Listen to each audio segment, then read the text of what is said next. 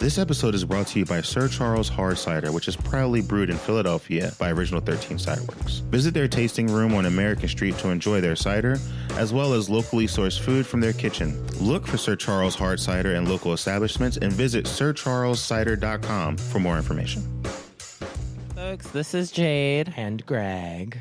Just before we get started on this episode, it is about consent. And sometimes the breach of consent. So. Yeah, so some of the things we talk about might be a little sensitive, so we just wanted to give you a content warning. And for the folks that do want to hang out and listen to this, we hope you enjoy the show. Welcome to Sexpressive, the show where we talk all about sex. Because we believe when we talk about sex, we have better sex. And I want to have really good sex. Hello, folks. Welcome to episode 3. This is the episode we're calling Consensual and is about consent. Consensual. It's like sensual, but with consent. Yeah, so if you didn't tune in last week, if you missed our last episode, it was called Butt Stuff, and it was all about anal sex. It was an introduction, if you will. Yeah, so if you're experienced, it was definitely an introduction, like you learn a thing or two. But yeah, if you were experienced, so maybe it was fun to like if you're deeply experienced talk about it with anal sex. Hopefully, you'll be on our show someday. And yeah, I still think that even experienced, deeply experienced people might have learned a thing or two. I mean, I have. What did you learn, Jade? Okay, so I guess the fact that I am a proponent of douching, and I'll take it to the grave, like whatever. It's just what You're gonna ride that douche wave into the grave. But it's just like what I like to do, and it's part of my preparations. And I know that you can overdo it, so there is definitely. Hey, girl, It's not like I really. Like, you live your best life. I'm not. Like I did. I'm never gonna go up to someone and tell them what to put in their body or not put in their body. But I did learn that there was a fetish that involves douching. But I will inform people. I will educate people about the things they're putting in their bodies. Unless they don't want me to. I don't enjoy it. I enjoy the benefits. Consent. So anyway, yeah. So this episode, that was our last episode. This episode, we felt was pretty important. Because there's a lot of fuckery going on. There's always been fuckery, but now everyone knows about the fuckery. Exactly. It's brought to the media's attention recently. If you live under a rock, then maybe Hollywood and Washington, nightmare. Some of the biggest stars we have, and I would say like the most influential people in Hollywood, like Kevin Spacey was a pretty big name, so I'm like, no one's gonna. I wasn't really surprised, but I'm like, everybody knows it's bullshit. Him coming out and kind of like hiding behind the curtain. He's canceled of being gay. I know.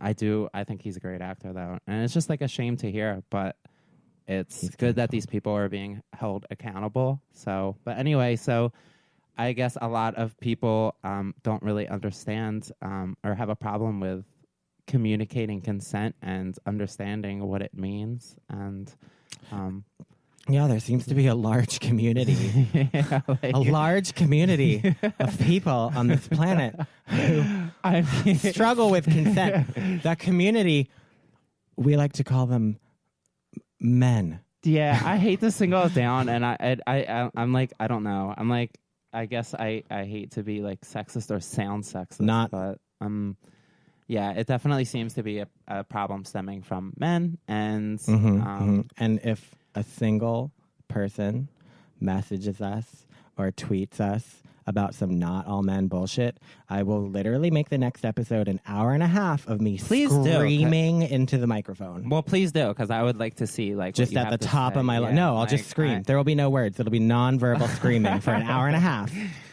Can we just put like a GIF up on Twitter of you doing something like that? Like a GIF on Twitter? Yeah, a GIF on Twitter of you just like looking, I don't know, like your head exploding. Can we make that happen? Oh, we'll just use that. What's that one from? Is that Videodrome?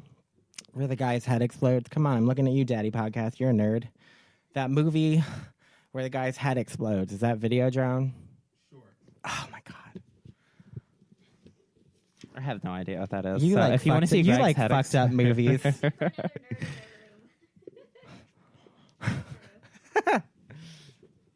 So anyway, That has consent. nothing to do So with that. I mean, all this bullshit going on in Hollywood. Mm-hmm. It's been going on for a long time now. Oh, so speaking of things that are going on in Hollywood, which ties into one of the notes that we have in here that we wanted to talk about, was I was thinking about was I've been doing some reading, and like one of the things I was reading about was kind of about like Louis C.K. and his bullshit apology letter, and like what someone did is they went and they took that apology letter and they edited it as if it, you know, like they were like a teacher grading a paper, and they like changed the wording and stuff, and they like made it like a real like actual, because the thing of it is like he sort of like dances around the issue and he like half apologizes but like doesn't really ever fully take responsibility. I think for a what he lot does. of the And one of the ways apologies have that been similar. one of the ways that he does that is he sort of mentions like at the time when I was, what he was doing, if you're not aware, was masturbating in front of women. And he would do this thing apparently where he would supposedly most of the time would get, in air quotes here, consent from these women, but he would like, you know, I'm sure he would fucking like spring it on them and surprise them and be like, can I do this in front of you? And so one of the things we're going to talk about in consent is power structures and how like that ties it. One of the notes we have down here that Jade and I wanted to sort of talk about and elaborate on was no always means no, but yes doesn't always mean yes.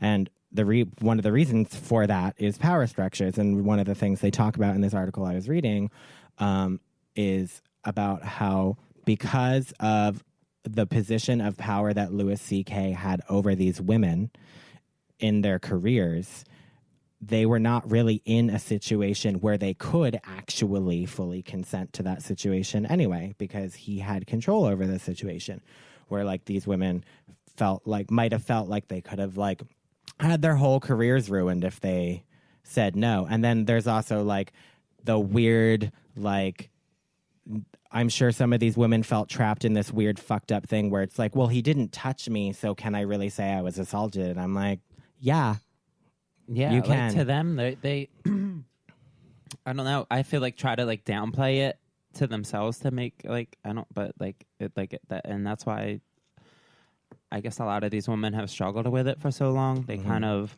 it's almost like I don't like exactly. He didn't touch me, and I don't know. Isn't this just norm? Like it's just it's not that far fetched to hear him doing this. So. Mm-hmm. Well, and then like part of that problem, I think, is like it's like the normalization of sexual harassment and sexual assault in our country. Yeah, because rape like culture. Rape culture. Yeah, like boo.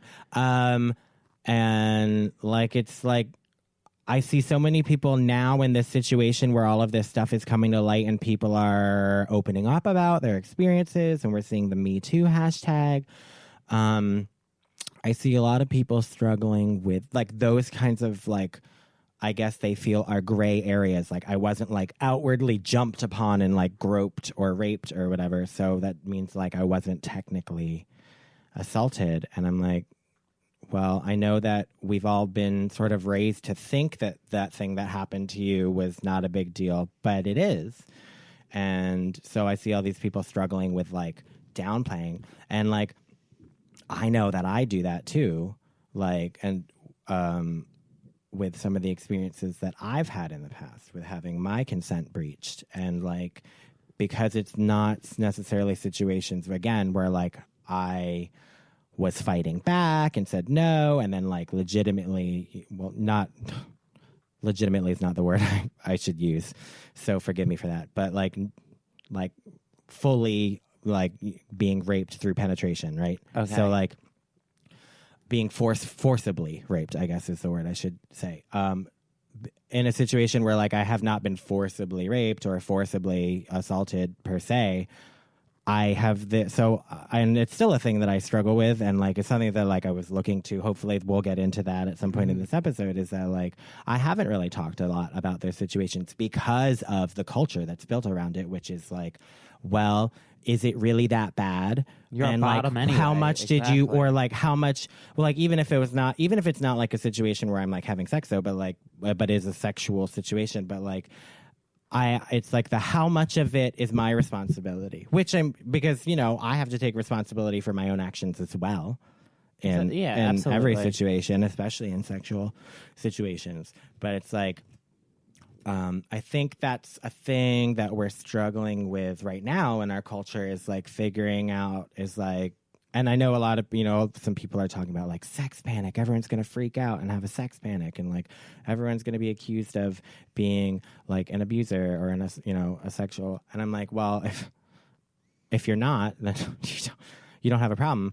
But like, yeah, I think the thing is the point that I'm getting to is that people are having an issue with figuring out that gray line and where we draw the line and whether or not it's okay to come out and say, I was, you know, assaulted, which by the way, yeah, like the your answer story counts. is always okay. Yes. And if you feel like someone has breached your consent in any way, whether it's sexual or not, you have a right to voice that. Yes. So, like, I guess people do that. I guess when you're struggling with something like that, it's not always easy to seek help. Like, I know personally, maybe from like depression, it's the same thing. You're going to downplay it. Like, if it's like a personal struggle, it's hard to just open up all the time. Like, it's easier to kind of bottle it up, and especially, you're trying to get back to it, I think. Like, get help from someone, like, or like, how do you even start getting help? You know, who do you tell? Like, could you tell the authorities? Like, where the fuck do you go from here? Now it's kind of nice because like Twitter is like kind of seems to be the platform that, you know, it's such a big platform now that everybody's kind of getting called out on Twitter, and it's nice because it makes these people respond immediately. This isn't something that's publicly seen, and it can't just be kind of brushed under the rug, like.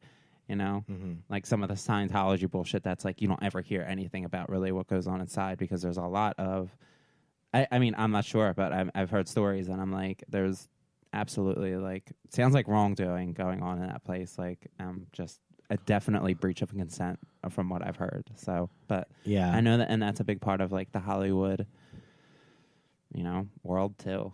So I'm like, but it goes on all over the place, all over the world. I mean, consent is something, especially with like this feminist movement going on now and bringing more attention to women's rights and how women often are taken advantage of. So I'm... Yeah, I don't know what I'm getting at. So I wanted to go back to... talking about hold on, what were we talking? So with no always means no, which if you don't know this by now, you're probably not old enough to be listening to this podcast. So stop listening. If you don't know that no means no, I don't know what to tell you.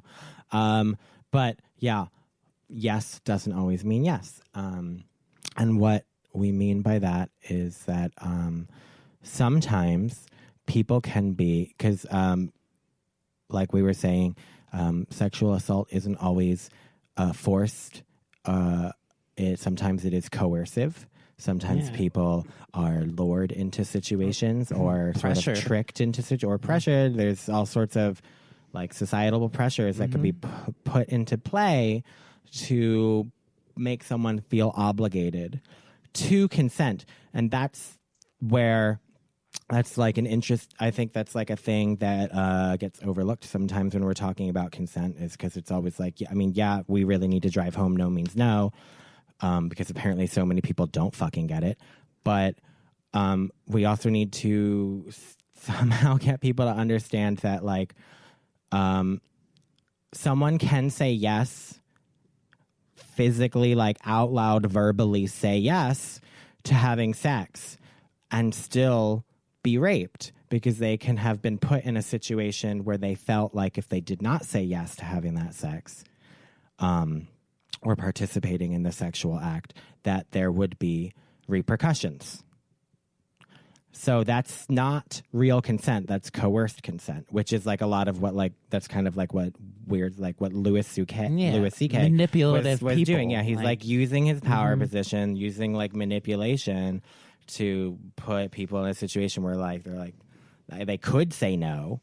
And so then now we have these predators that are doing this bullshit where they're like preying on people, and then they're like, well, they said yes. Because it feels wrong to say no. Like, it's such a, and I can just see it, like, he probably treats it like it's a damn, like, it's such a normal thing to do. Like, he probably is just, like, you know, like, opens his door and just kind of, like, walks away real quick. Almost like, and especially when you take into consideration, if we're looking at specifically, like, sexual assault happening between, like, from a man towards a woman, we're looking at that in a power structure of a patriarchy where across the board at all times, women have less power in our society than men. That's just how it is right now. And we're seen as weaker. Like, and yeah, it's been like that for, I don't know, a long freaking time. Like, I don't, is there any, like, matriarchal, like, societies that have ever, like, no, I'm pretty sure since the beginning of time, like. Oh, I mean, I'm sure there are, but we're not an anthropology podcast. Maybe at another planet. I'm sure that's how it is. We're going to the all-female planet where everyone has consensual sex all the time. I'm going to hope that they let me on. I got sidetracked. You sidetracked me. You completely took me off my track with that side note about matriarchal societies. So I'm like trying to. Where was I? Like teeth and vaginas and stuff. What is that? What is that called? Are you talking about the movie Teeth? Something Dentata. The something. No, but I get that was the movie. But there's like I don't know. Like where are you taking us on this? There's a scientific term for like vagina with teeth. It's like vagina dentata or something like that. Okay, I don't know. It's like why are we talking about? I don't know because like without consent, like that would be a very like. So we're going on like a sci-fi. Like, what if we evolved? Which is like a dark, like there's a dystopian future where women had to evolve to do that. Teeth in their vaginas. Well, like at this point, like the way things are going, like I wouldn't be surprised. Unwanted penetrations or anything like that. But I'm. You know what's funny is when I listen to this podcast later, I'm going to recollect that thought that got sidetracked and. Then I'll be like, oh, well, that's what the fuck I was trying to say. So sorry, everyone. Whatever I was trying to say is gone. What were you? Oh, you were opening Google to try and look up. Yeah, vagina whatever teeth. that scientific. You should Google image search that. Okay, don't do that right now. All right, let's get back to the show notes. Shotes. Yeah. So totes, begoats, power structures. So yeah, I'm I guess so like, but what I was gonna ask is like, have you ever sort of like been in a situation where you felt like someone was trying to use their power, whatever it may be, societal or otherwise, to try and get access to your body? I guess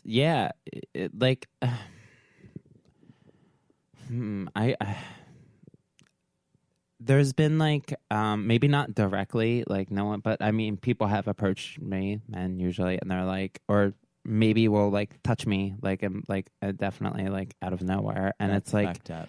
So, but like pre-transition, I've never felt.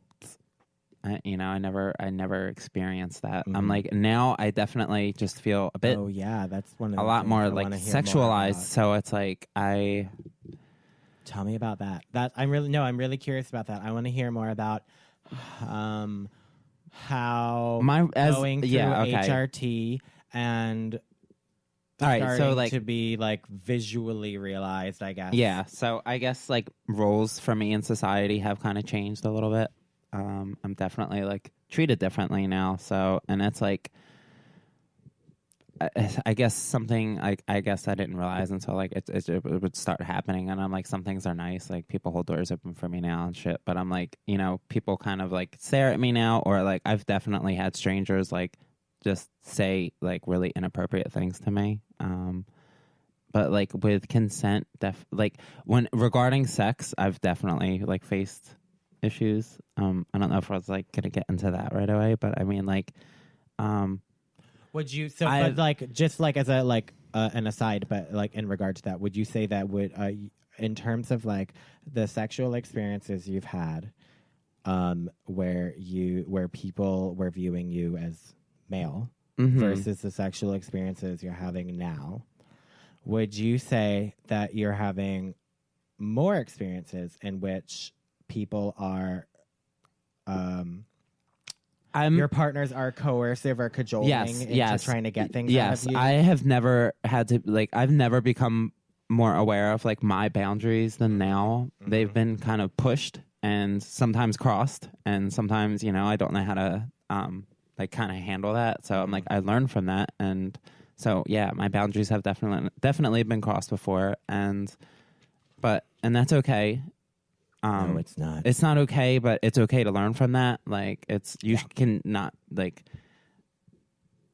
get too down on yourself for that, because I don't know. It's like some things are kind of new for me. So I'm like, am I okay with that? And, you know, I don't know. Or sometimes it's just something will happen. I imagine for a couple that seconds. You also like, started having sex differently, right? So you sort of have to figure out like what things. Yeah. I guess like I am. I'm having sex differently. So it's like I guess I'm just having. I'm experiencing new things sometimes, and I'm like, I love experiencing new things. You know, I like to try new things. I'm not saying I don't, but it's like when I'm not in the mood for something, you know, and I tell that person that I'm not in the mood for that, that doesn't mean that they should keep trying and asking over and over again. You know, because like to the point where it's like annoying. Like I know they're not going to like. I've had a handful of experiences with guys that have done some shit like that to me. And it's not just like begging me to have like, but it's just like it's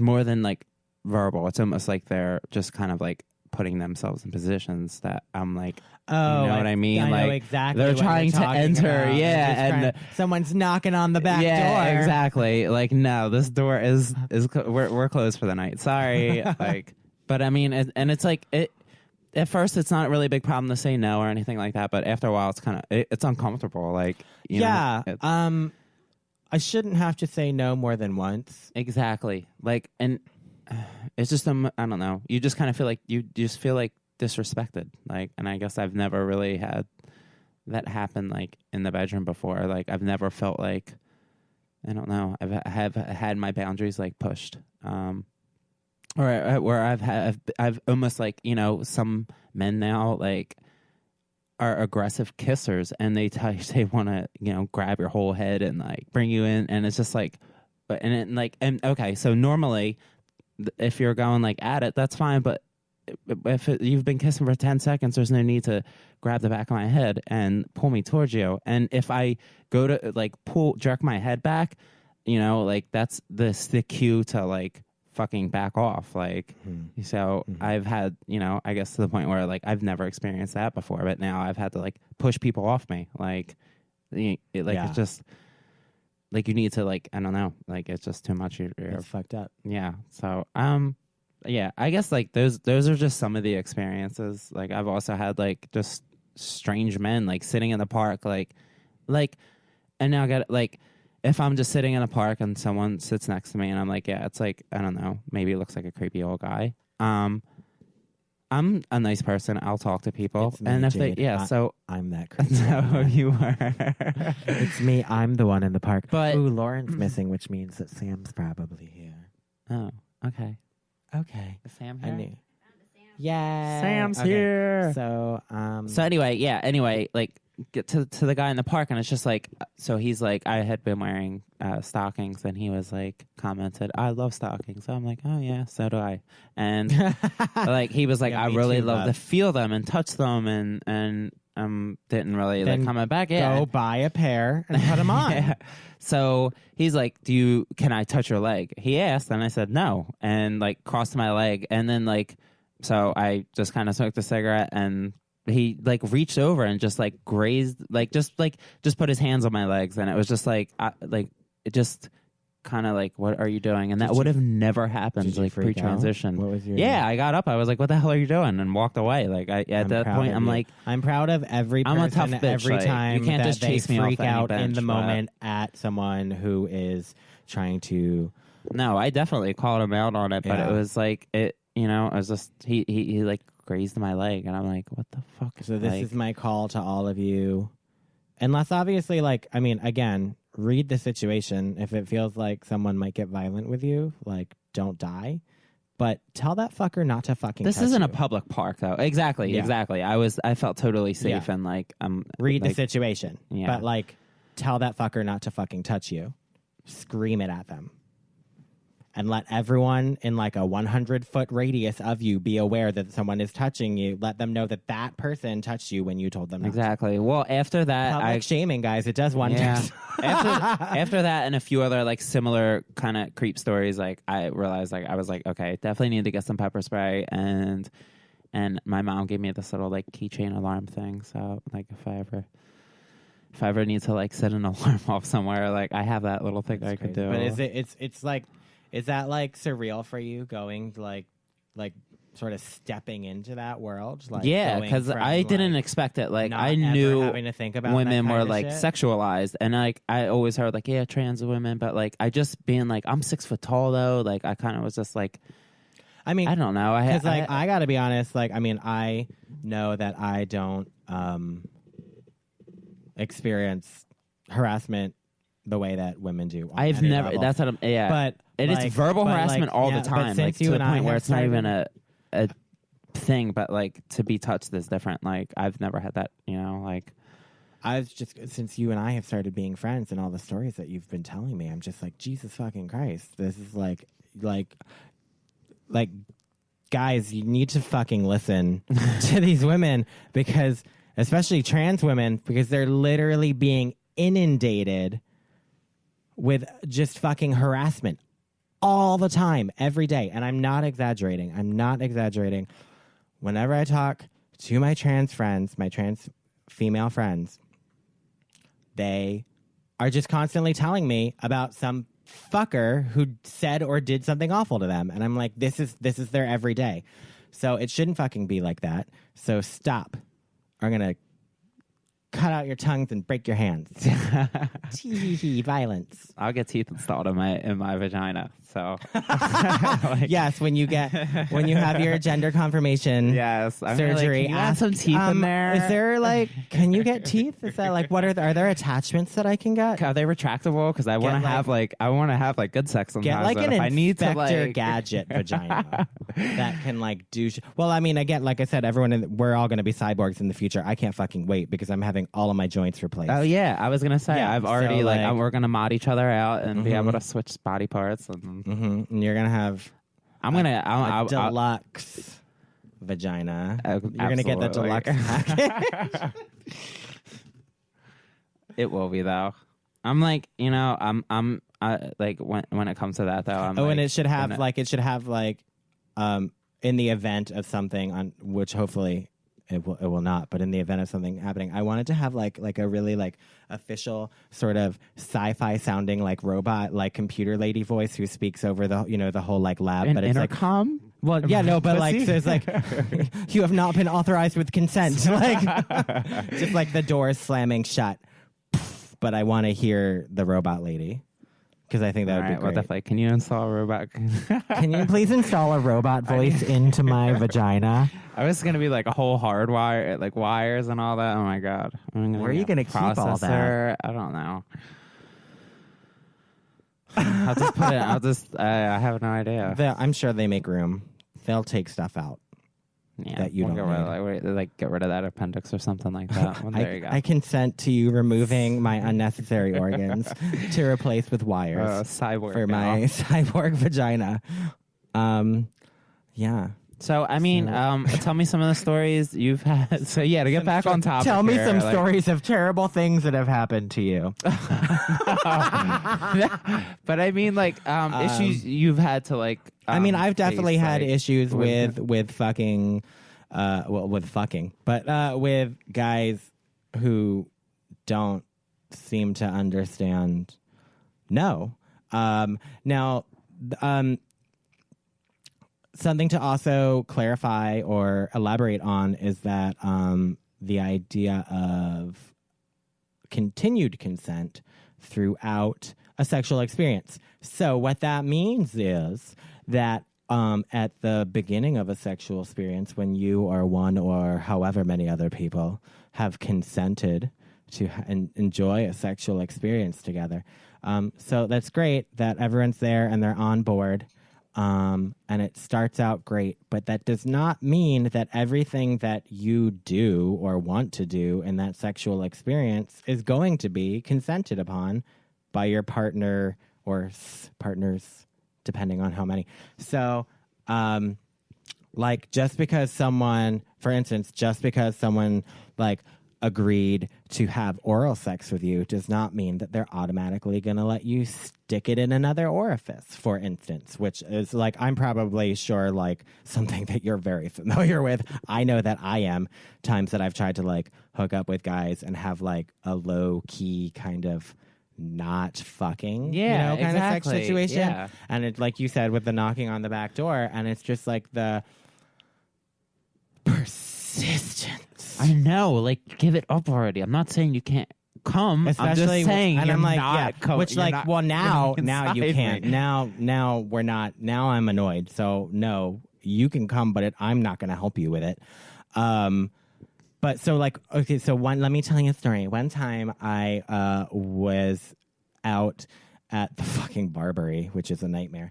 I love that point. Oh, I'm sorry. So I was out at the Barbary, and I met up with this dude via Scruff. I have a lot of luck with him.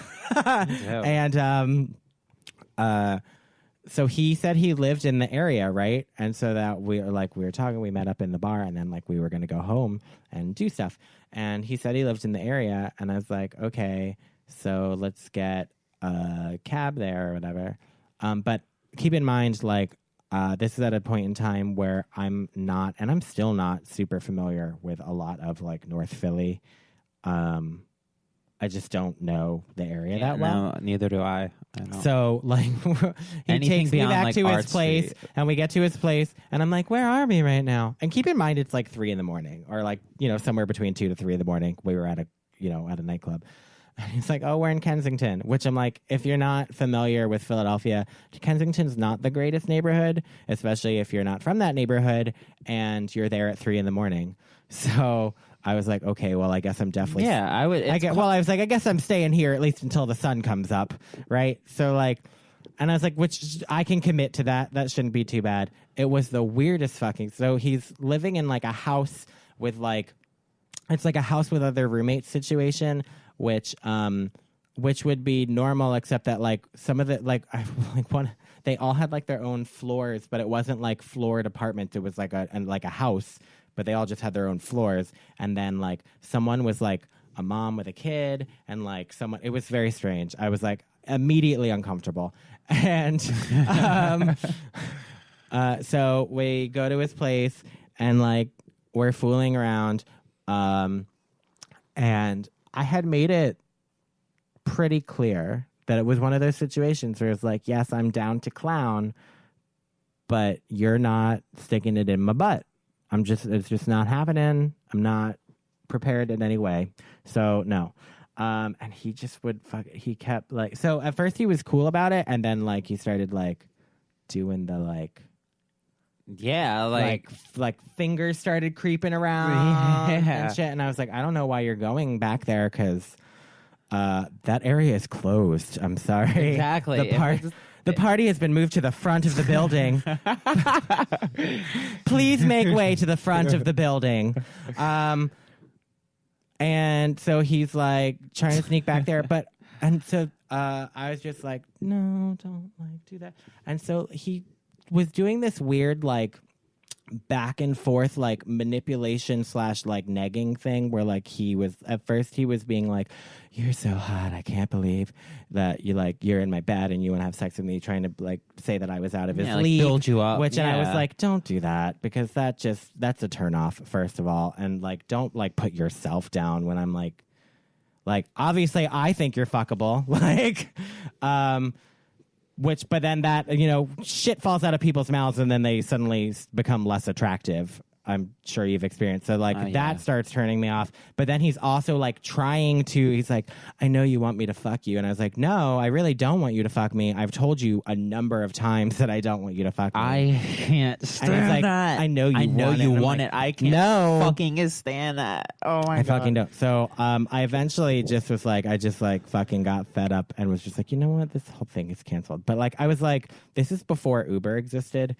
So like, I was like, I don't know how the fuck to get out of here. So I stayed the fucking night there because I didn't know how to get home and it was dark and I was tired and I was just like essentially like canceled the whole situation, kind of pushed him off of me and was like, we're going to sleep. And then like we went to sleep on his mattress on the floor. I'm tired. And then I'm tired. It was not even that. I think I literally, because he was really starting. That's when you do the half, like you don't put any effort in. Oh no, I'm not giving him a half-ass. That's the thing. Stop giving into that. That's not like that's non-consensual. So we're now encroaching on like the rape realm because you're giving someone a hand job that you don't want to fucking give them. Why are we doing that? No, that's not to say that you were raped, because you actively participated in the giving the hand job. But yeah, and it wasn't like, and when I've had some of like this, like I'm just saying, stop doing it, because I think that's part of I think that contributes to rape culture, because we're just like giving them. We're always giving. Yeah, fine, I'll give you a hand job. Yeah, like no, they can give themselves a hand job. All right. Well, I mean, just because I was like on the edge of like of my like pushed on the edge of my boundary, it was like it wasn't crossed because I wasn't like they weren't able to penetrate me. It was just after like a repetitive fucking like I don't know 5-10 minutes of me saying no, and then it was like, so it was like I still want to do other things. I'm just like trying to redirect them somewhere else, like. But I think that situation was probably one of the first times that I like found enough of a voice to be like, I've had enough, but which is especially like surprising for me because I knew I was in a situation where I was like, well, I can't leave. And like, I can't tell you how many times I've done like a half-hearted, like hand job, blow job situation. Because I'm like, well, I'm here. Like, I've traveled all this, like, especially, when you go to someone's house and like, you almost feel obligated. No, well, yeah. And like, by the way, you're not obligated. But like, like when you like know that you're spending the night. Have you ever like, and you're like, well, I know that I'm spending it. So I'm just like, it just gets to that point. Now you're like, well, I feel like I have to finish it. I just want to go to bed. And then you're like, well, now thanks to Uber, you can just leave. So that's what I'm telling you to do is just leave. Just leave. Yeah. Well, any moment you feel uncomfortable. Hashtag leave. just leave. Yeah. We're starting that on Twitter. Everyone get a tweeting. Just leave. And I want to. It's scary though if you can't. Like, what if you can't leave? Like, I know that's why we're talking about these like, things. I don't know, because pepper spray. Well, what do you mean? Give us an example of. I don't. Leave. I mean. Like, are you being physically threatened, or because that's like a different situation? That's like a literally intoxicated, like we're kind of roofied or something like that. Like that happens, like, and it still happens. Like if they can't say no, like, they can't say yes. If they are fucked up on drugs or alcohol, and they can't, or just any, I don't know. It's just, then you're raping them. You're you have no service in your phone dies. Like, how the hell do you, okay, so use a house phone instead of sitting here and imagining horror movie situations. That's exactly what's going through my head right now. Fucking I spit on your grave kind of fucked up last house on the left situations. No, thank you. But I guess I don't know. Well, maybe you can write a survival book of what ifs on how to get out of this. Well, if you can leave, then leave. If you can leave, leave. Just leave. Hashtag just leave. If you gotta grab a kitchen knife and fucking stab someone, then do that.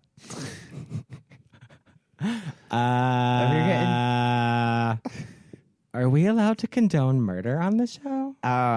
If you need to do it because you're getting chased. Well, I mean, with the shit that these assholes in fucking Washington, D.C. are saying, then I guess we can say whatever the fuck we want at this point.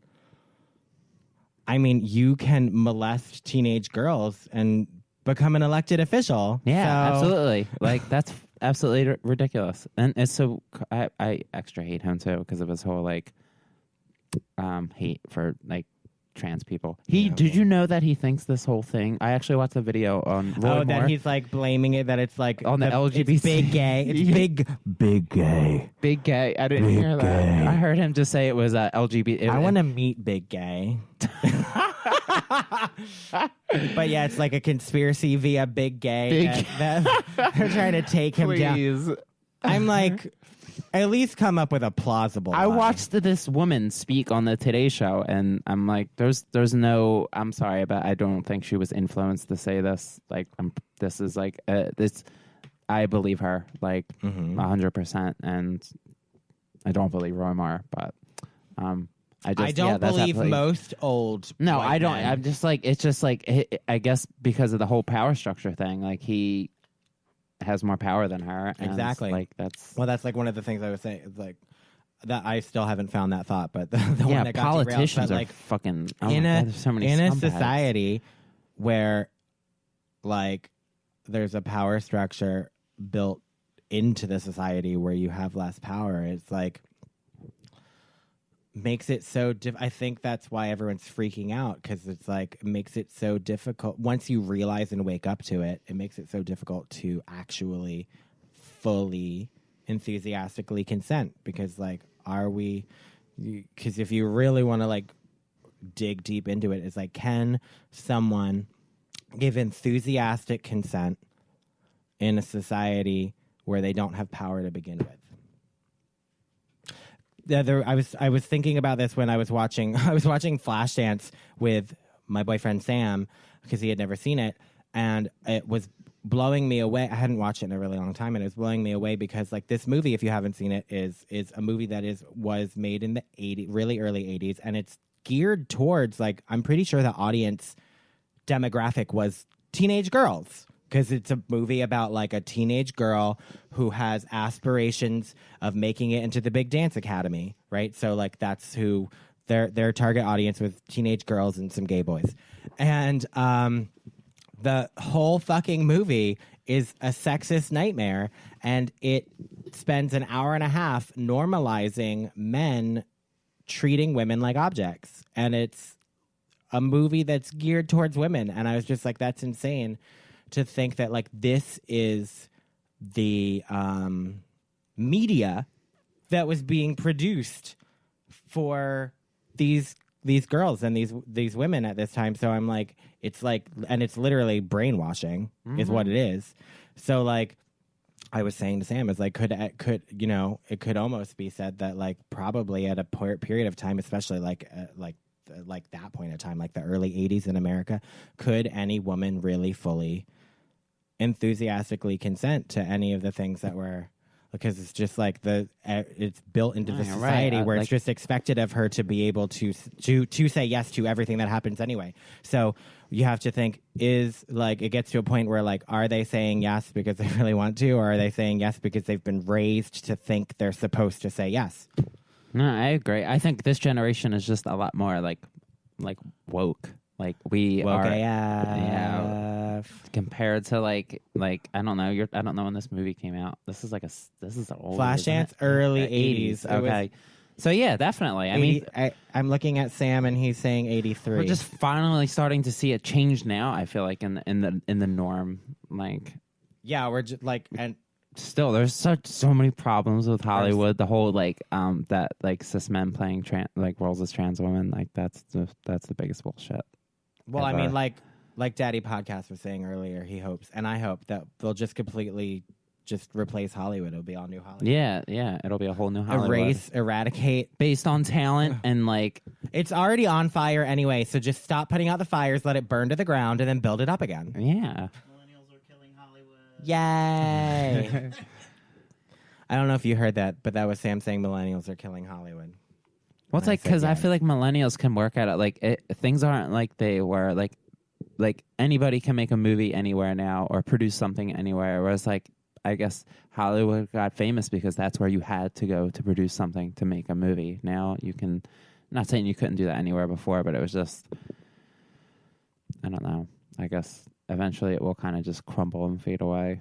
Like movie, like Hollywood will be worldwide eventually. Like it's just like any filmmakers. Yeah, we are all Hollywood. Yeah, we're all selling ourselves, which is totally okay. I also I wanted to talk about and because you said something about consent and not having enough power to even have enthusiastic consent. Like, what about like sex trafficking? Like where these. Nothing is consented, like, and even though like these, like it's like assumed that it's and like right now we have like that whole like fucked up situation. Even with Centoya Brown, who is been in jail for, I think it's like 16 years already, and she is sentenced to life in prison for killing the man that was sex trafficking her. Wow, that's. Absolutely disgusting. What the fuck is all I have to say to that. Wow, I just watched the trial yesterday about a guy that murdered a black trans woman in New York and only received 12 years. Like, that was it. He was young, I think maybe 22 or 23, but he should have got life. It was like he beat her to death.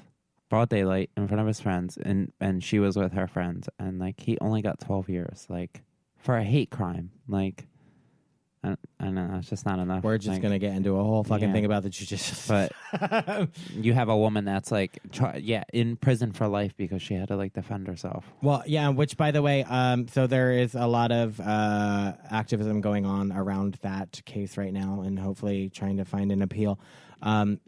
If any of you are following us on Twitter or on Facebook, if you go to either of those, I did post not too long ago a link with information to write, if you were interested in writing Centoya a letter of support.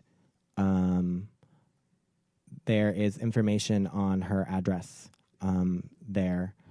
So I urge and encourage you all to do that. Activism through radical kinship, as the image so aptly said. So yeah, do that thing. And did you hear that apparently Kim Kardashian is paying her lawyer to work on the case? So I'm like, yay, really? Kim K, you're finally doing a thing you're that doing matters. Something. Yay. Well, that's rad. Yeah, that's pretty cool. Good. So, fingers crossed.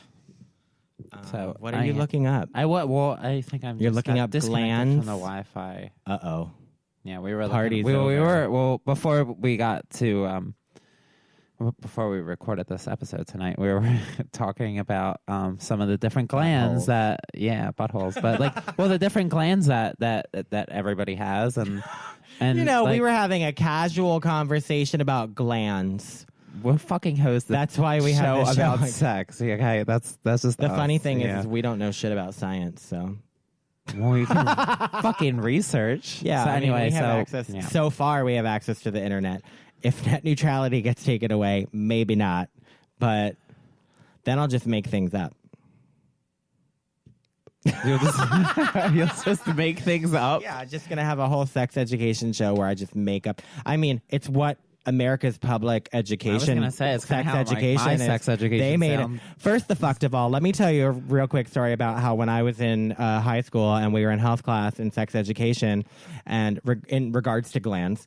And someone asked a question, like the teacher opened it up to open questions, and someone asked a legitimate question about anal sex and how people derive pleasure from it because they were curious. And this fucker who's teaching people in school basically said completely did not even bring up the prostate, which, by the way, we're studying biology at that point. Like, bring it up. It has to do with the fucking topic. Like, does not mention the prostate at all, and like shrugs it off and says something about like people who enjoy anal sex find all of that pleasure entirely through. I wish it was Steve. No, it's like entirely fetish. It's like fetish driven, and it's not. It's like all mental, and I'm like, that's insane. That's insane to say that people for millennia have been shoving things up their ass because of something they feel in their head. Yep, that's why we do it. He just doesn't want to admit how much he enjoys prostate orgasms. Which, by the way, he was when we would run the mile, he would do this bullshit where he would like do this like power run walking thing, and like if you fell behind him at any time, you failed. But he looked hilarious because when he was power run walking, when I can't fucking talk, he would be like half bent over, like with his arms like. His elbows pulled into his side and his like arms, like his hands and fists, and like half bent, like with his ass out, just like bent over with his, I'm like scooting along, like wind up toy. Like, he looked fucking ridiculous. And if he ever hears this, I want you to know I don't. Maybe he's just really like ignorant. I want you to know you're ignorant. You shouldn't be a teacher, and you look ridiculous. Yeah, he probably was like honestly. He probably wasn't aware of like the anatomy. Well, then guess what? He's kind of bullshitting. Guess what? Like, he probably wasn't prepared to answer that question. Guess what? If you're not prepared to answer that question, if you don't know about the anatomy, if you don't know what a prostate does and what role it plays in anal sex, you should not be a sex health educator. Just saying. I agree.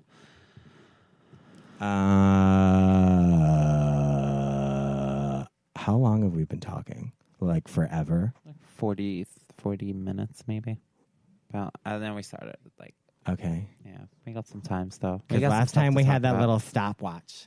I know. Well, I looked at the clock, so I know the time. So smart. I'm sending it to you telepathically.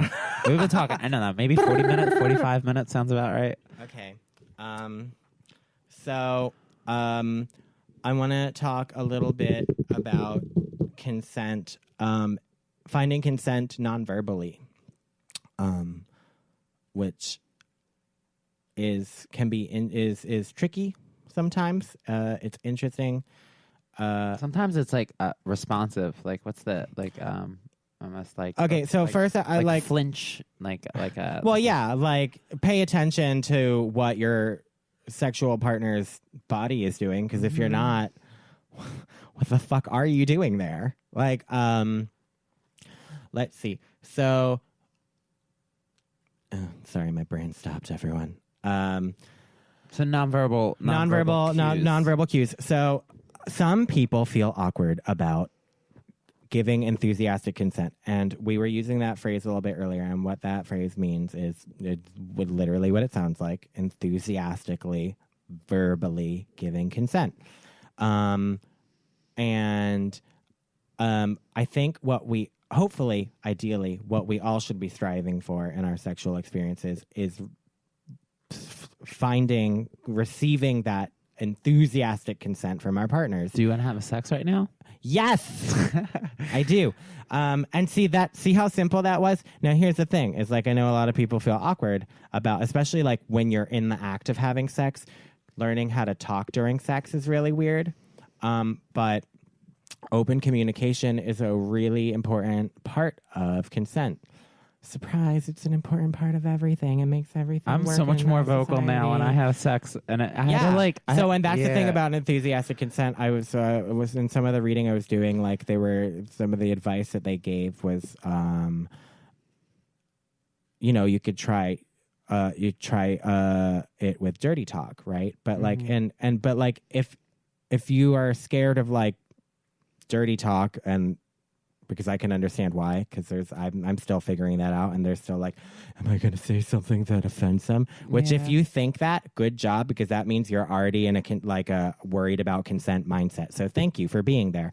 But so one of the you can do dirty talk without it being like over the top, and it can involve getting consent. And like an example, like Jade was saying, like, she said, do you want to have sex right now? But like, say that you're going at it with your partner and it's getting really hot and heavy and it looks like it's leading somewhere. Like, it's not that hard. And it's not, I don't know where people get this idea that like consenting and like talking during sex is unsexy, because I don't think it's unsexy when someone asks me if I want to get fucked before they try sticking things in me. And it's as simple as saying, do you want me to fuck you right now? That was pretty sexy. And in that moment, you have now opened up a window for your partner, however many, to enthusiastically consent. Yes, please. Yes, daddy. Oh. So, like, that's all well and good, and you all should practice that. But sometimes, for any number of reasons, speaking will not be involved in the sex, and you have to figure things out non-verbally. And like what kind of I want to go back to what you were saying. It's about paying attention to what. Yeah, reading other people's what their body is doing, like, and you can like. I personally, I've always been one of those people that like I'm just so fucking anxiety ridden that like I've always in every sexual situation been like hyper aware of like I'm like terrified of breaching someone's consent. So like every time, I hate when I'm having sex with someone who's like completely unresponsive, like physically and verbally. It's like I'm like trying to have sex with a dead fish. I know. Are you enjoying this? And I keep being like, is this okay? Is this okay? And like I keep stopping. Am I hurting you? Yeah. And I get nothing it feels out of good. it. And I'm like, okay. So do you have, I was just gonna ask, do you have like any tips, tricks, advice for nonverbal sexual consent? All right. So sometimes I feel kind of, I would say when I'm at my most vulnerable is when I'm on my back. I don't know why. It just feels like, when someone's over top of you, you're absolutely the most vulnerable point Mm-hmm. So I'm like, I don't like to have, like, when my arms are pinned down, it depends. Cause I'm like, there's people, there's comfortability levels with different people. So it's like, it's not the same for one as it is for the other, but I'm like, I've had almost like pinned down and felt like trapped. Like, I don't like that feeling. I'm not to say every time, because I do enjoy that. How do you handle that? Like, I guess if I feel about it, or no, do you at just, first, like, honestly, I switch don't. the position. Yeah, I would say if anything, I use nonverbal cues. Well, first. there's a thought.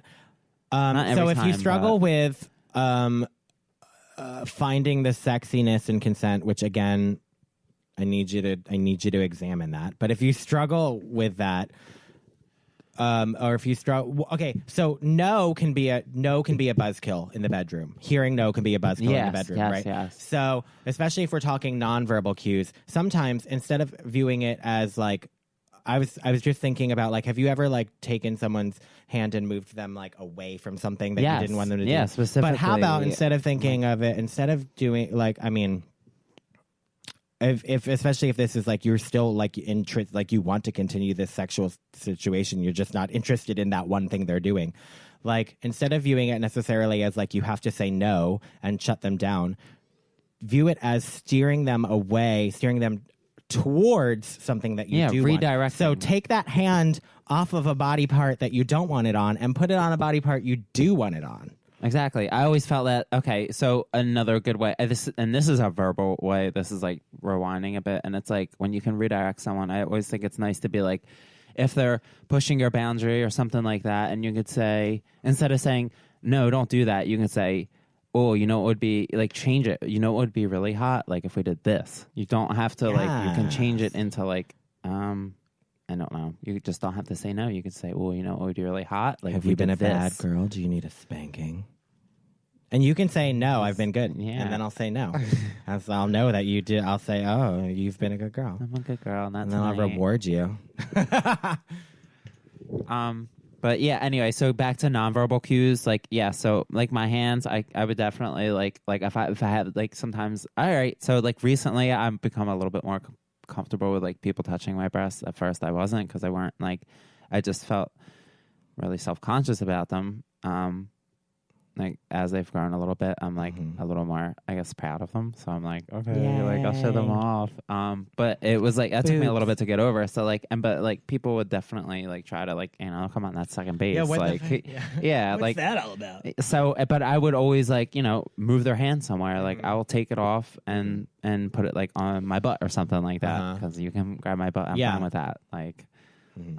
So yeah, I guess like you said, like I've had to do like redirect people's hands. I guess what we're getting at ultimately is understanding that consent is multifaceted and varied, and that when you're having a sexual experience with someone, you can consent to the experience and not necessarily consent to everything that happens in that experience. And you're allowed to do that, and you should. You can just kind of then you'll have great sex. Like I've had like like okay, so for instance, like if I'm just kind of like just under someone and we're like kissing and making out or whatever, and I just feel trapped, like I'm just like, I don't know, claustrophobic feeling, because I get that sometimes, and it's just been too long, and I'll just kind of like scoop myself out of position, like I just make it awkward for them to like be able to like. Oh yeah, I've definitely been like, this isn't gonna. Yeah, so yeah, you can turn your head kind of like, and mostly like I've had people respond like, okay, like, well, or but I've also had to say like, okay, like how about I get on top, like like I'll or just I kind of like flip them over, like kind of. Yeah, I think people just need to. I think a lot of people need to let go of this notion that like sex has to be this performative thing, and it can be, and it can be very fun when it's performative, but it doesn't have to be all the time. And realistically, it's not. It's two people pleasing, like pleasuring each other, or more people. It doesn't have to be like this porno scene. Yeah, so like you don't have to be all serious. You're allowed to laugh during You're sex. allowed to speak. You're allowed to make mistakes and fuck up during sex. Talk about the fucking weather. And like. yes, you're going to be times if you're sexually active and you're having sex with multiple partners, and hopefully you're trying to pay attention to maintaining enthusiastic continued consent throughout your experiences, but there might be times where you breach someone's consent, and that does not always mean that it's the end of the world, or that you've done something horrible, or that you're a terrible person. It means that you need to open up your communication about that, because people, and it. Again, it's like it varies down to like if we're talking about like how consent can vary. For instance, when I'm at the bike stop has a very cruisy culture, and I do want to talk about cruising a little bit before we wrap up. But bike stop has a very cruisy culture, and like there have been a number of times there that I have been there, and someone has walked by and like smacked my ass or grabbed my ass or something like that, and that's like kind of how cruise culture works.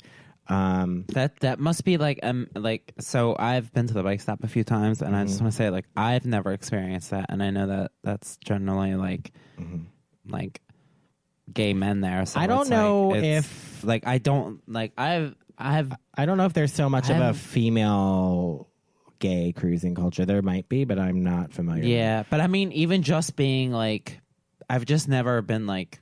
I've never experienced that there, and I'm like, that's just kind of like that's so. Well, I'm glad that that's the one place in the world that you can go and not be sexually harassed. Yeah, Jade. No, I feel you so should respected. Go there more the bike often. stop is nice. Like I always feel like. But the thing I wanted to say is that there have been times that I have been groped at bars like this, and there have been in those times, in those handful of times that they have happened, there have been times that I have enjoyed it, and there have been times that I have not. And that literally comes down to whether or not I consented to that person touching me for whatever reasons I have decided those are. That's the end of it. End of story. And it's still completely valid for me to be okay with Mr. Joe over here grabbing my ass and Mr. Bob over here not grabbing my ass. Like I'm allowed to make that decision. Yeah, absolutely. At any time. So like in the basement, I guess is where like you like the basement is it do you think it's implied consent down there? Like, how does that work? Yeah, so that's something I wanted to talk about. So this is a queer show, if you haven't figured that out. So queer and gay culture, specifically in gay male culture, there is this thing called cruise culture. And if you're not familiar with what cruise culture is, it is this essentially this culture of hooking up, of finding sex, but doing it through a lot of like nonverbal physical flirtation. And I'm going to come out here and say it as a gay man. I fucking hate cruising culture. Again, that ties into the fact that like I'm one of those people that's like super anxious all the time about like possibly like breaching someone's consent. And the idea of like walking up to a stranger that I think is attractive, which I'm already like daunted by that, walking up to a stranger that I think is attractive and then just like feeling entitled to grope them to feel out whether or not they're attracted to me sounds insane. I know, that sounds so scary. The reason that cruise culture like has a history and like my understanding of it, and I correct me if I'm wrong, world, if you're listening, but I think it had a lot to do with like early, like before there were gay bars and safe spaces and stuff. And it was in a lot of spaces and situations, it was dangerous, as I'm sure you're well aware as a trans woman. It was dangerous to be gay. And you couldn't openly flirt with whomever you wanted because you could get killed or, you know. So they sort of developed, there was a lot of gay bars originally were a lot of like really kind of like dark, seedy dive bars. I know a lot of them were owned by like the mob and like back before like when, well, I mean, and that makes sense because like the mob homosexuality was like illegal, mob v the police and gays, and it was also gays versus the gays police. had so, money like, and the mob wanted money. Yeah, so and they don't care about. But it was the a law. lot of like when we were still creating our safe spaces, we had literally that we had to create them. There were not really a lot of safe spaces. And even then, I think the safe spaces that were being created were not still safe because, because they were being attacked constantly by, you know, the police and other, you know, proponents of the heteropatriarchy. And B, because I just think that like, because it was so hard to find that when you were in that, I think that might be part of the reason that a lot of gay spaces today are so hypersexualized, because like back then a gay bar was like the only fucking way you could that some people could like have sex without worried about being murdered or losing their jobs or losing their homes, you know. So like gay bars, I think originally were specifically like, I know it was about community, yes, but I think it was very much like it was finding sex. And that's where like this cruising culture came from, because I think especially in a lot of times cruising culture had to do with like finding gay partners in non-gay spaces too, because it was like, well, I can't go up and flirt with you, so I'm gonna like brush against you while I walk by you. But I think that there's been sort of, so I hear, I'm just, like I said before, I hate I don't like cruise culture. It makes me uncomfortable, and I know a lot of other gay men that it makes feel uncomfortable. And I'm glad I'm seeing more of a push for people to see non-sexualized gay safe spaces. But, oh shit, I lost my train of thought. I'm sorry. You were just talking about like you were looking for like a push to have more non-sexualized safe spaces instead of. Mm-hmm. Oh, so like with the cruise culture, and like what you were saying is like these spaces I feel like these spaces were invented for sex, right? Or to find sex, and to find sex in a way that was safer than getting murdered. but it's not necessary anymore because like it's 2017. Hell no, you got so like at least I know that it's necessary in some places. I understand that there's still plenty of places where it's dangerous to be gay. But what I'm saying is, right now, here where I am in the United States in 2017 with Grindr and Scruff and Growler and Jacked and Hornet and all the fucking other fucking apps that are out there and all these other things. Like, it's not necessary. These cruising spaces aren't necessary. Now, sometimes they're still around and they're there for fun because it's part of the culture, and I understand that. The question that remains is, like you were saying with the basement, is like, the basement is a space that is supposed to be like, it's upholding cruising culture. It's like, because from my understanding, I'm not gonna go down there unless I want to be touched. And like every time I'm there, I'm not really like looking for that, so I don't go down there because I understand. Yeah, so it's what goes on, like but the question remains is like, so does that mean?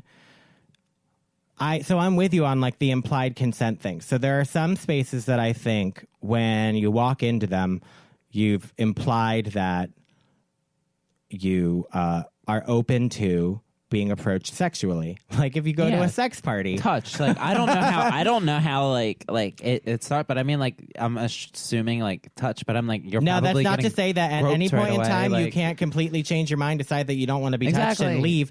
But I think that there are spaces where implied consent exists, and but I think there's still like it's tricky figuring out like what those spaces are and like if everyone agrees, because not everyone agrees to implied consent, you know, because it's implied. Mm-hmm. So like and I'm with you on that. Like sometimes I don't go to the basement specifically because I'm like, I don't want. It's dark and there's his hands reaching out of the dark. I'm like, that's literally what I pictured. I walked to the bottom of the steps and I was like, okay, I'm going back up. I'm done. Yeah, thank you. All right. I see like shadowy figures. I'm like, maybe one, I don't know, just maybe not. That's not my scene for that. But I'm like, it does seem kind of nice to walk like, into there's a lot of safe space where you can kind of just be like, touched and like I would be down for that. And like some people want that, space. and like sometimes I would be into that, but I think the idea of having to go up to someone and using touch before words to find out whether or not it's okay to, I think it seems counterintuitive, especially in a day and age where we don't need to do that. Like, yeah, I totally agree, and I guess like it's still part of the culture. Although I think it is evolving. I think people are getting better at it. I am seeing more situations in cruising culture places. I'm saying a lot. I'm sorry. Where there you go again. Where people will ask permission before touching, which I think is cool. They'll see someone that they find attractive, and they might go up to them and say, "Hey, you're really hot. Is it okay?" Especially, you know, if you're at the bike stop during underwear night and everyone's got a jock strap on, like you want your ass to be seen. I'm sure you're wearing a jock strap, right? So, like, sometimes, and a lot of people. That's the thing. Implied consent. I think what it really comes down to is implied consent is never really fully safe. So you should always go for enthusiastic consent. Yeah, is how I feel about it. It's like nice to be sure. Even in situations where there's implied consent, it's not that hard to like, even if you want to do it non-verbally, I feel like it's not that hard to make eye contact with someone and do like an up and down kind of situation. What are you pointing at? This. Oh yeah, well we're gonna move on. What's Sorry, Jade was pointing at our notes, and I was like, "Wait, what did you want to talk about?" You didn't have to stop. I wanted you to finish out what you had to say. I think that I don't know if I had anything else to say about that other than that's my opinion on cruising culture. As far as I'm concerned, cruising culture can go ahead and die. I know there's a lot of old gay men that are upset about that, but you know what? Things change. And if it doesn't die, it needs to evolve. Get on Scruff. Like, learn how to use a computer. Like, your other options there are, I'm telling you, like, or just fucking talk to someone before you touch them. Maybe it's just talk to someone before you touch them. Yeah. I don't understand this idea that you need to, like, non-verbally touch people for it to be sexy. No, I don't find that sexy at all. Which, by the way, if you want to do that, you can arrange those situations. You have to plan them in advance. You do advanced consent. Like, you can do written out contracts and everything. It's what they do in BDSM. Yeah. Like, and Like, and that's something like if you want to learn about consent is if you want to learn about consent, get into the BDSM community because consent fucking matters in BDSM. Like, it matters everywhere. Yeah, but like, if you breach consent in BDSM, you're going to be in some fucking trouble. Yeah, like that's well, at least you're not going to be allowed in the community anymore. That's for fucking sure. And it's all very planned out, which I think is really cool. Like, if you want to have that live out that fantasy where, you know, it's like pretend non-consensual, like, you can do that if you want to have the whole like script where you're saying no, but your partner knows that you mean yes. You can do that, but you have to you have to talk about it beforehand. Like, you can't just, I've had so many partners in the past that are looking for that kind of sex and expect me to just like psychically figure out that they want it and then like reach for it. And I'm like, I'm not gonna just like hope that you have a rape fantasy and then like hope for the best. Like, that sounds like a terrible idea. Yeah, no, that's not, you can't just assume that. Like, so if if you think that talking about sex makes sex unsexy, sex. I disagree. The end. So what was the thing you were tapping on? You were tapping on this thing? So we wanted to talk about like navigating consent from an autistic perspective. Well, I mean, I just wanted to bring up so essentially just make people aware of that. Before we have these hot mess episodes, Jade and I do actually get together and we make notes and we discuss what we really want to talk about, and we do sort of start actually having conversations and flesh these ideas out, and then I forget them all before we have the show. But one of the things that we were talking about was the idea of consent, whether verbal or nonverbal, but especially nonverbal, and how nonverbal consent actually is part of our lives all the time, even in non-sexual situations. I think we're using nonverbal consent with like, this is my bubble, like, you know, the way that we stand, the way that we hold ourselves and things like that, and whether or not people can touch us and how we take up space. But then I was thinking, and I was going to be like, here's, you know, we sort of talked about like the things that we look for and the things that we do nonverbally. But then I was thinking, you know, this is a somewhat ableist perspective of us, because not everyone has the luxury of just being able to read emotional cues like that. So then I became curious about where we came to is like, I know that specifically sometimes people who are on the autistic spectrum can have issues with communication, with, you know, like understanding what's being said to them. And then also with like nonverbal, like emotional cues or giving consent. Yeah. Like, with giving consent too. Like, especially like, well, I mean, I don't think how do you give consent special, but in a world where you feel like you're under like constant like sensory onslaught?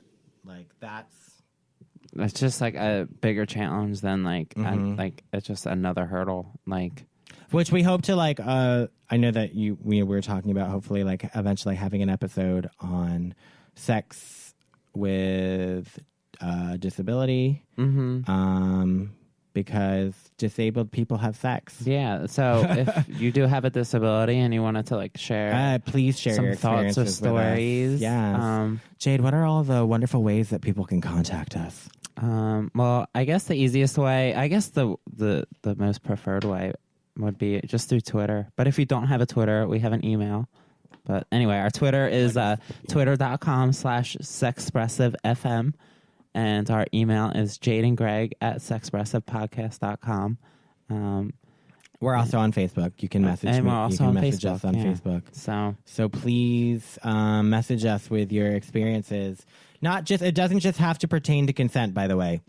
If we're talking specifically about like the topic of disability and sex, like, yes, we want to hear about that. Absolutely. But we want to hear everything you have to say. Yeah, tell us everything. Yeah, we'd like to give a voice to some of the people like that have sex with disabilities or have like just or have like a disorder, like they are on the autism spectrum. Like, we are definitely looking, maybe we can make like another part 2 episode sometime and share some more like I want to get some testimonials. Yeah. Maybe some guests. First-hand We'll do accounts. a whole thing. So, yeah. So, I mean, I neither of us, like, have autism or, like, that I'm aware of at least. Maybe. But, because I'm pretty sure it's hard to test. It's nearly impossible to, like, I'm not too. I don't know anything, which is why I'm like not willing to speak on it. And I'm like, you know what? It is an important topic. So. Which is why we're reaching out. Please, if you are on the autistic spectrum and you have experiences that you want to share with us that pertain to navigating consent, that pertain to sex and how it affects your sex life, let us know. And then we'll let everyone else know because people need to know this shit. So is there any other thing we haven't really touched on in the notes? I don't know. You did all that. Yeah, we did all that. We started normal, and then you brought it. You brought it from the bottom. Like I wasn't ready. I'm always bringing it from the straight bottom to the bottom. I'm pretty sure we did cover everything. So, but anyway, yeah. So please reach out to us, and is it time for the butt plug? Butt plug. Yeah, well, we pretty much did. Well, we did the butt plug, didn't we? Yeah. We plugged it too early. I didn't get to say butt plug 10 times before you did it. Butt plug, butt plug, butt plug, butt plug. Is there anything else that we need? We're doing a bad job at ending this episode. Not really. We're just. It's just. Let's just let this. Yeah. Well, if you stuck with us, we're just gonna let this pitter off into like nonsense conversation to the point where you're like not really sure if the episode is over and you don't know if you should click pause, stop, and fiend. See, I'm just going. Or maybe whoever's listening is just like zoning out to another, like, you know, but I don't know. I think we've. Oh, also, so like, since this is a podcast and like, this is one of the things that we talked about, we need to get better at sharing some of our topic ideas before we record, because it's not a radio show and you can't call in. So, and we'd love to be able to share your perspective on the topic we're talking about while we're talking about. You could be on Twitter right now. I have Twitter open, so anybody. Yeah, that's what I'm saying. Free, yeah. So, it's looking pretty strongly like our next episode is probably going to be about drug use and sex. P&P. Party and play, I think is what that stands for. So if you want to talk about drug use and sex, if you have an opinion, if you have a thought, if you have an experience that you want to share with us, please contact us at all of the hundreds of places that you can. Which again, Jade will go over right now. All right, one more butt plug. All right, so yeah, anyway, twitter.com/sexpressivefm. Our email is jadeandgreg at sexpressivepodcast.com. And you can find us at spacesproductions.com, which is this amazing production company that's producing this podcast that you're listening to right now. And you can check out a lot of the other podcasts. They're awesome podcasts. Yeah, they're like Lulu and Pop. Yeah, or Three Black Femmes. Or Broke But Cultured. Or Both Sides. There's other ones. I'm just go to the website. Get your life project. Already. What are you doing? Get your life project. Get your life together and go to spacesproductions.com is what it is. But you can, and you can also... And you can hear the very sexy voice of Daddy Podcast on the very own Lulu and Pop show, and also Mark and Dark. Is that right? Oh, yeah, Mark and Dark. Yes, also. They were funny. So if you like sexy voices... Listen, just go to Spaces Productions because it's full of sexy voices. But you can find them on all the podcast platforms. Yeah, we're also on SoundCloud, right? SoundCloud, iTunes, something called Spreaker. What a strange name, but whatever. We're on that, and we're on that, John. Yeah, so yeah, so please check us out there. Find us in all of the thousands of ways that we are around, and talk to us about getting high and fucking. Yeah, or just send us some love. Or a dick pic. No. No unsolicited. Jade is not consenting to the dick pic, so do not. So what that means is, because essentially I run the Sexpressive Facebook, she doesn't really have anything to do with that. If you would like to send a dick pic, send it to the Sexpressive Facebook, and I will see it. Thank you. But it better be a good dick pic. don't be lazy. I want good lighting. I don't want it looking like a fucking dead baby worm. I want a good angle. Put some glisten on it too. Is that gonna? Yeah, you're gonna. I was like, you're gonna let that be the last thing we say in this podcast. Is put some glisten on. Actually, you know what? You, honey. That is it. That's all you, honey. That's it. Put some glisten on it too. Thank you. This has been Sexpressive.